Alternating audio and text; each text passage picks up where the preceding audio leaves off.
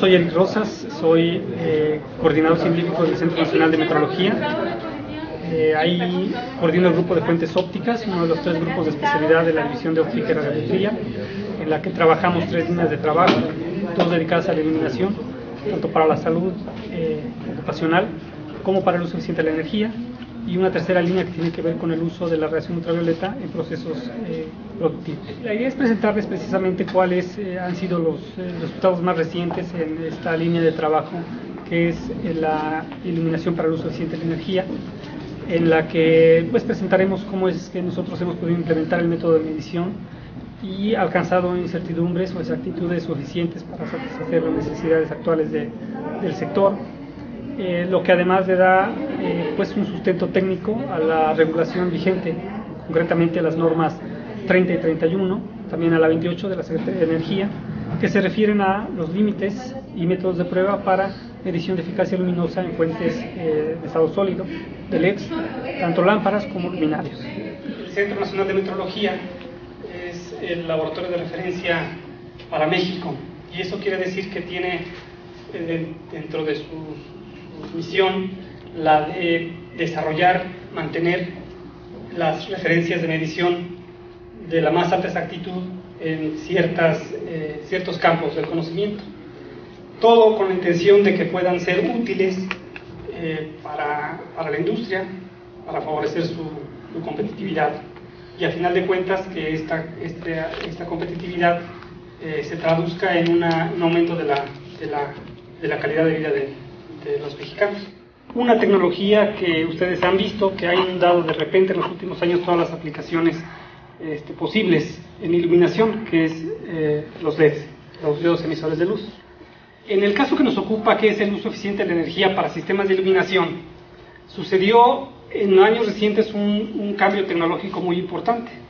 Ustedes recordarán que hasta no hace mucho pues nosotros utilizábamos los típicos focos, nosotros le llamamos lámparas, y los focos eran incandescentes mayormente.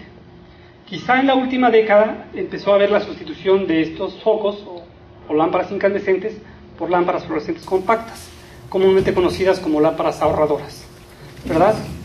Pero las lámparas ahorradoras casi no duraron nada en el mercado. Bueno, quizá muchos de aquí todavía recordemos que cuando entraron al mercado casi no duraban, ¿no? Decían que iban a durar mucho tiempo, uno las compraba por cantidades considerables, las ponía en su casa y a las 2, 3 encendidas se morían. ¿Por qué? Porque fue una tecnología que entró al mercado sin mucho cuidado, sin muchas pruebas todavía. No era una tecnología madura para el momento en que ingresó al mercado, y eso ocasionó pues lo que acabo de comentarles, ¿no? Que el producto no estuviera terminado, que no hubiera lo que nosotros le llamamos suficiente infraestructura para la evaluación de la conformidad, es decir, esos productos no tenían una norma que cumplir, no había criterios específicos que pudieran cumplir, y por lo tanto no había nada que se pudiera evaluar. Pues resultaba que al final de cuentas la gente no le gustó estar gastando en lámparas ahorradoras para tener que cambiarlas a los 2 días siguientes.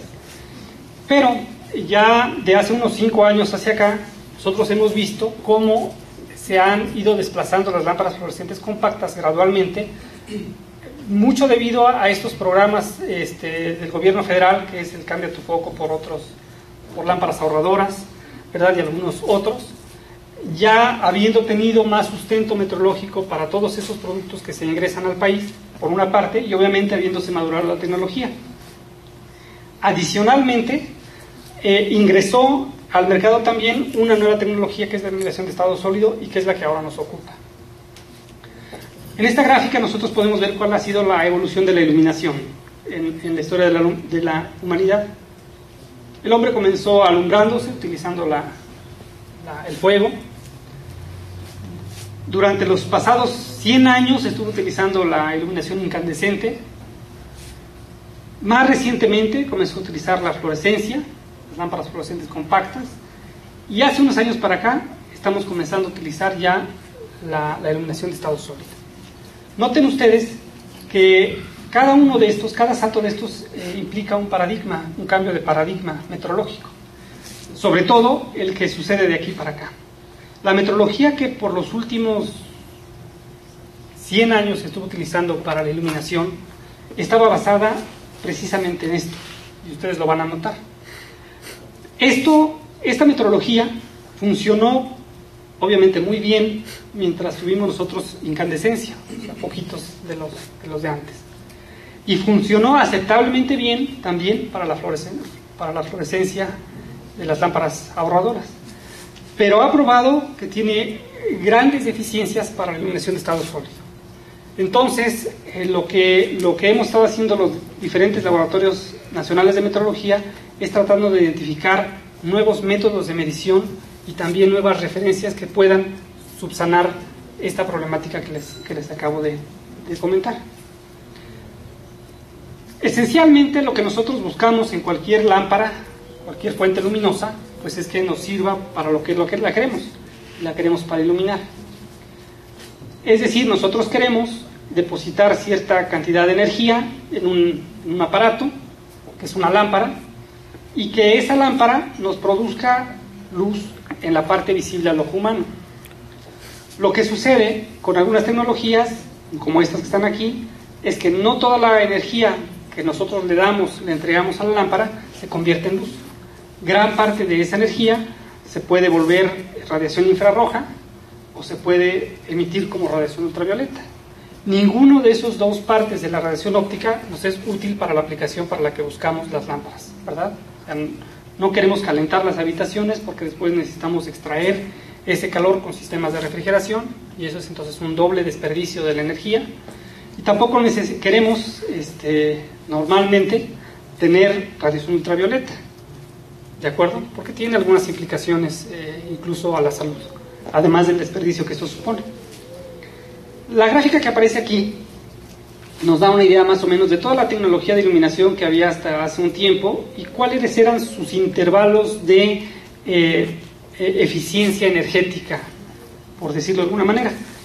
La escala horizontal nos está dada en unidades de lúmenes sobre watt, es decir, la cantidad de energía en forma de luz que efectivamente produce este artefacto, dividido por la cantidad de energía normalmente de manera eléctrica que le suministro.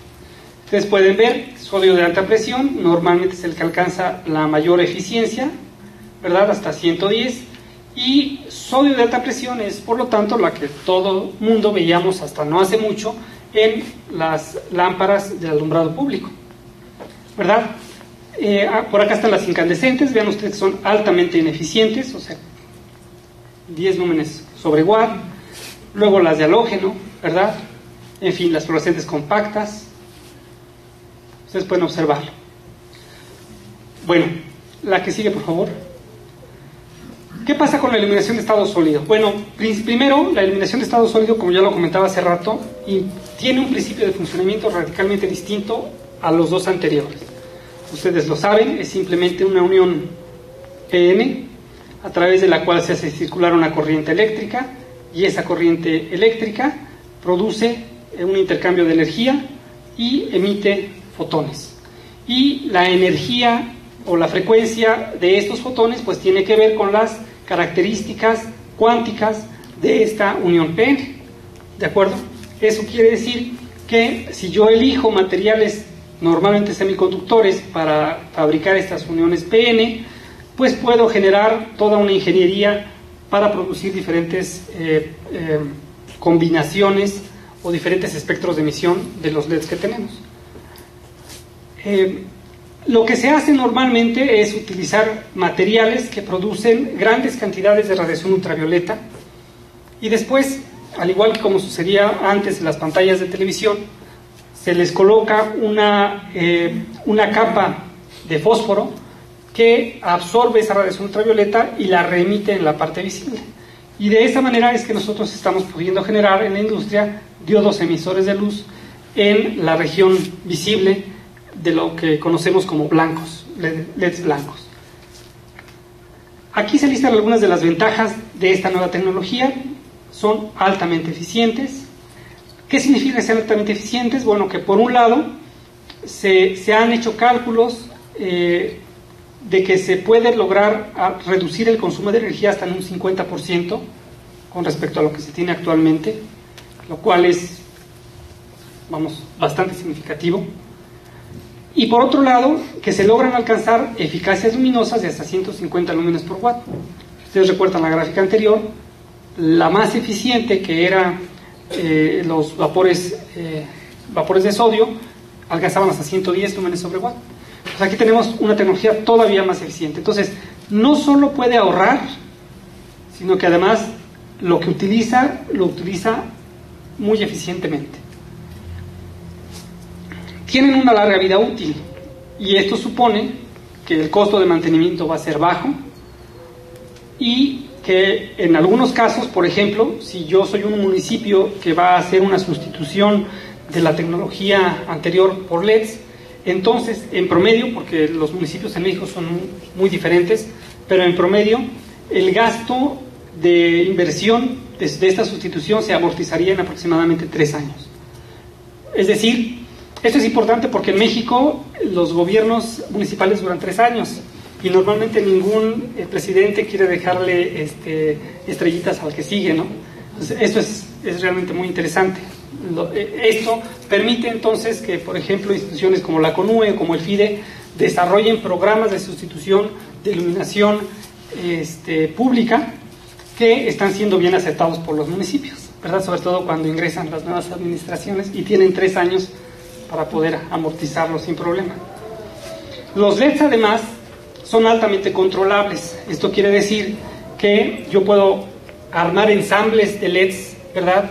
Cambiar la intensidad de cada uno de los LEDs que están ensamblados ahí, seleccionar la cromaticidad de cada uno, y entonces pues ustedes han visto que hay pantallas de LEDs, ¿verdad? Etcétera. Tienen una rápida respuesta, o sea, no les toma tiempo encender o apagar, uno puede hacer muchas cosas con ellos, y son compactos en principio.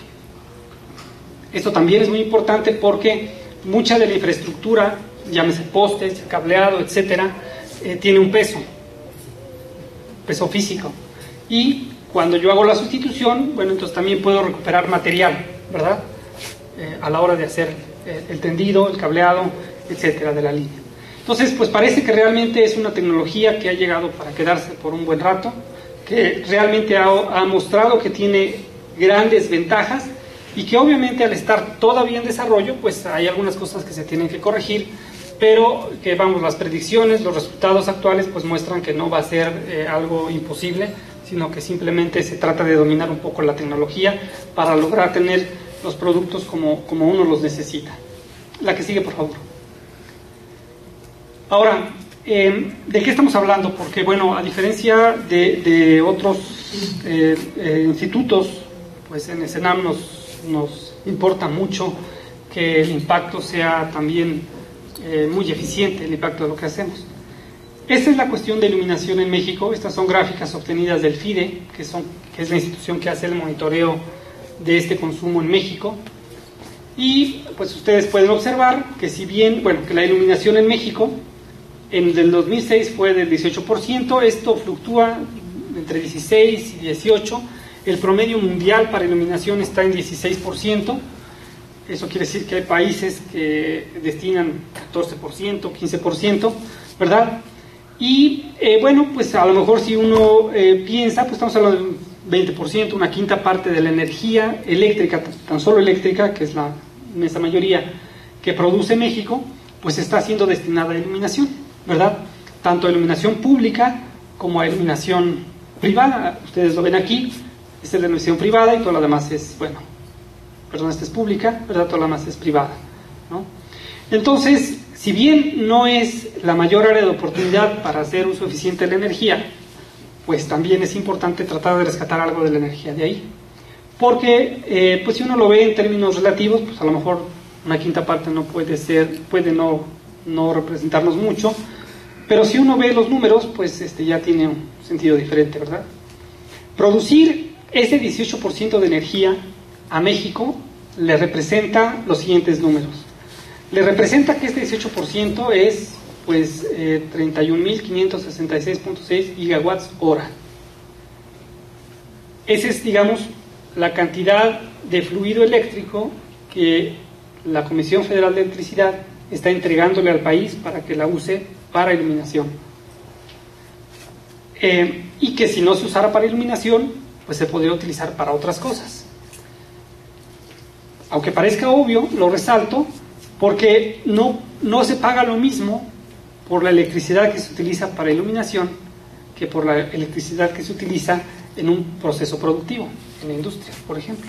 Todos ustedes saben que la electricidad para la casa está subsidiada, lo que no sucede, por ejemplo, con la electricidad que se vende a la industria. Entonces, en términos de dinero público, esto es importante, ¿verdad? Es decir, yo esta cantidad de gigawatts hora las vendo a un precio, a un peso, cuando a lo mejor podría estarlo vendiendo a 2 o 3 o 4 o 5 o 10 pesos, o su costo real es 70 pesos, por ejemplo.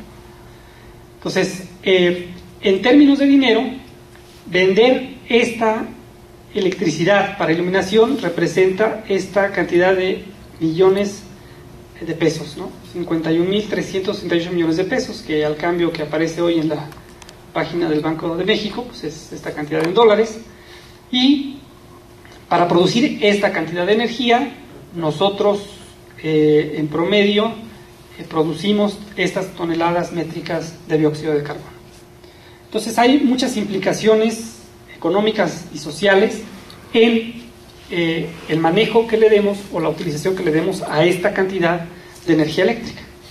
Un dato adicional muy importante que nosotros consideramos para poder tomar decisiones con respecto a lo que vamos a hacer en esta línea de trabajo es el crecimiento anual del consumo. El crecimiento promedio anual de consumo en los últimos años en México ha sido del 5%. Esto quiere decir que, pues, ustedes pueden extrapolar ya la cifra al 2012, ¿verdad? Obteniendo el 5% por los últimos 5 años, sobre la cifra previa, y eso significa que la CFE, o sea el país, tiene que destinar dinero para inversión, para poder seguir extrayendo o aumentando su energía eléctrica. Y si no logra hacerlo, si no hay refinerías, si no hay otra hidroeléctrica, etcétera, entonces tiene que comenzar a importar el fluido eléctrico que requiera, ¿no? Y eso sucede, pues nosotros le compramos fluido eléctrico a los norteamericanos en la frontera norte, y le compramos también electricidad a los guatemaltecos en el sur, ¿no? Porque a veces no somos capaces de satisfacer en sitio la demanda que tenemos. Entonces, bueno, este es, digamos, nuestro problema, y donde nosotros intentamos, con la metrología primaria, impactar. Esta parte se traduce de alguna manera en regulación. La regulación en México está dada, como les decía, por las normas oficiales mexicanas. Concretamente, el organismo que se encarga de regular estos temas en México, pues se conoce con ese nombre muy largo, ¿no? El CENEPURRE, le decimos nosotros, ¿sí? Comité Consultivo Nacional de Normalización para Preservación y Uso Racional de los Recursos Energéticos. Ustedes pueden entrar a la página de la DGN, empezar a buscar toda esta información, y se darán cuenta que el CENEPURRE, ¿verdad?, cuyo secretario ejecutivo se encuentra, es el director de la Comisión Nacional para el Uso Eficiente de la Energía, pues tiene una lista de normas. Aquí hay 3 de ellas que son las que nos interesan a nosotros, pero hay normas, por ejemplo, para definir y para probar la eficiencia energética de los refrigeradores. Ustedes han visto en el refrigerador, tiene una etiqueta amarilla que dice qué tan eficiente es, ¿verdad? Hay normas para evaluar la eficiencia energética de los extractores de aire o de los sistemas de aire acondicionado. En fin, hay toda una colección. ¿Qué es lo que se busca con estas normas? O sea, con estos instrumentos, pues es simplemente dar las definiciones últimas de lo que corresponda, definir cuáles son los métodos, ¿verdad?, y cuáles son los límites y tolerancias en algunos casos. Ustedes pueden leer los títulos de estas normas, de estas 3 normas. La 28, que apareció publicada en el Diario Oficial de la Federación el 6 de diciembre del 2010, habla de la eficiencia energética para lámparas de uso general y se refiere concretamente a los límites, o sea, cuáles son los límites de eficiencia energética que deben cumplir las lámparas para uso general y cuáles son los métodos de prueba que se les debe de aplicar. Esta norma es la que ha causado que sea ilegal producir y comercializar lámparas, los focos que nosotros teníamos anteriormente. Esta establece cuál es el periodo en el que esta tecnología tiene que ser migrada, tiene que ser retirada de los anaqueles y por lo tanto establece en qué momento la Profeco puede comenzar sus procesos de vigilancia, y etcétera, etcétera, etcétera, ¿no? Entró en vigor hace un par de años y a partir de ahí pues se detonó otra vez toda una serie de necesidades en metrología y en evaluación de la conformidad que como siempre, casi siempre nos ganan, ¿no? Antes de que nosotros podamos tener la información, pero bueno, pues es importante que de todas maneras se haga. Recientemente nosotros hemos estado participando en estas dos normas que son, aquí es ENER, la 30 y la 31, que se refiere a la eficacia luminosa y a la eficiencia energética para lámparas hechas a base de LEDs y para luminarios hechos a base de LEDs. Y ustedes pueden observar, la 30 pues establece cuáles son los límites y los métodos de prueba, y a la hora de decir métodos de prueba pues estamos hablando directamente de cuál es el método de medición que vamos a utilizar para medir esa eficacia luminosa y poder saber si está dentro del límite o fuera del límite. Y en este otro caso, pues igual, ¿no? ¿Cuáles son las especificaciones y cuáles son los métodos de prueba? Entonces, esta es la regulación, ¿verdad?, que nosotros tenemos que soportar técnicamente. Y en ambos casos, lo que nos interesa medir, pues es esta cantidad que ustedes ven aquí, muy sencillita, es la eficacia luminosa, que está dada como el cociente entre la energía que entra a la lámpara y la energía que sale de la lámpara convertida en luz, que es lo que a nosotros nos interesa. La manera en cómo nosotros medimos esa luz, o la magnitud que nosotros medimos de esa luz, es el flujo luminoso total, que no es otra cosa más que toda la energía que se emite en la parte visible al ojo humano. Lo que busca la regulación, es decir, las normas NMX, es asegurar que los productos digan, ¿verdad?, en su producto lo que son, exclusivamente lo que son, ni más ni menos. Normalmente nunca dicen de menos, pero sí a veces dicen de más. Concretamente en este caso significa que una lámpara pues sirva para alumbrar, que utilice la energía de manera eficiente, y que cuando un consumidor va y compra una lámpara en un estante de un comercio, pues lea la etiqueta, vea lo que se lleva y efectivamente eso es lo que obtenga cuando lo pone en su casa a funcionar. Ese sustento o esta normatividad o esta idea pues tiene que estar sustentada por métodos de medición y por patrones de alta exactitud, y eso es lo que nosotros hacemos, desarrollar estas referencias, afinar estos métodos de medición para que después puedan ser utilizados por los laboratorios de pruebas secundarios, que son los que a final de cuentas son utilizados por los fabricantes para certificar sus productos y entonces poder poner en sus etiquetas la leyenda NOM con la referencia a la norma particular que es la que están cumpliendo. En realidad la misión de la metrología es esa, la misión de la metrología es medir bien, medir con alta exactitud, y como bien lo indicas, esto es porque si nosotros medimos bien, entonces podemos hacer uso eficiente de los recursos naturales. En este caso en particular, medir un flujo luminoso 10% menos de lo que es o 10% más de lo que es, pues representa cantidades considerables como las que ya vimos en la presentación, y por lo tanto esa cantidad a lo mejor para cada quien no es representativa, pero para la sociedad en su conjunto sí es un ahorro de energía, ¿verdad? Es un ahorro de recursos o es un beneficio para el medio ambiente que vale la pena hacer el esfuerzo de tener. Entonces eso es lo que a final de cuentas se busca, mejorar la calidad de vida de los mexicanos, mejorando su entorno, cuidando el entorno y haciendo uso eficiente de los recursos públicos y de los recursos energéticos. Bueno, la luz es un fenómeno misterioso de por sí, ¿no? Yo creo que a todos nos atrae o a todos nos espanta la oscuridad y por lo tanto buscamos la luz. Yo creo que los diferentes fenómenos, el hecho de que alguien hace mucho tiempo me dijera que la luz blanca que yo veía blanca estaba en realidad hecha de colores, era algo que yo nunca pude entender en su momento, y pienso que eso es lo que despertó mi interés en la óptica. Ahora los LEDs muy recientemente pues se han vuelto muy interesantes, porque han pasado de esos foquitos rojos y naranjas que tú mencionabas efectivamente a inundar todas las aplicaciones. no solo los encuentras ahora naranjas, verdes y amarillos como hace mucho tiempo, sino que ahora los puedes generar en cualquier color gracias a la ingeniería de materiales que ha logrado alcanzar un desarrollo pues, que nos permite tener productos en toda la gama del espectro. Y al mismo tiempo refinar esos procesos de transformación de la energía que permiten ahora pues no solo tener foquitos, sino tener lámparas que efectivamente alumbren grandes espacios, ¿no? Inclusive los espacios exteriores.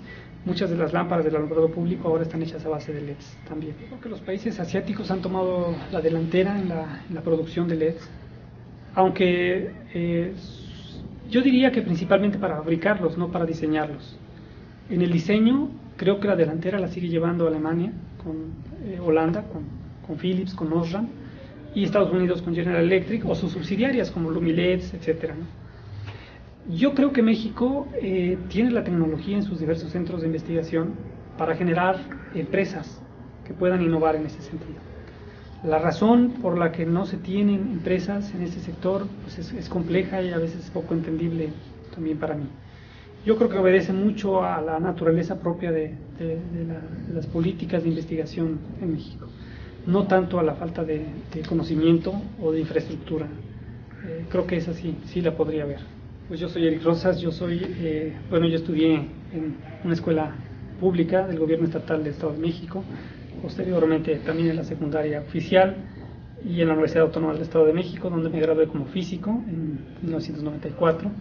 Después estudié mi doctorado en la Universidad de Guadalajara, en el Centro de Investigaciones en Óptica.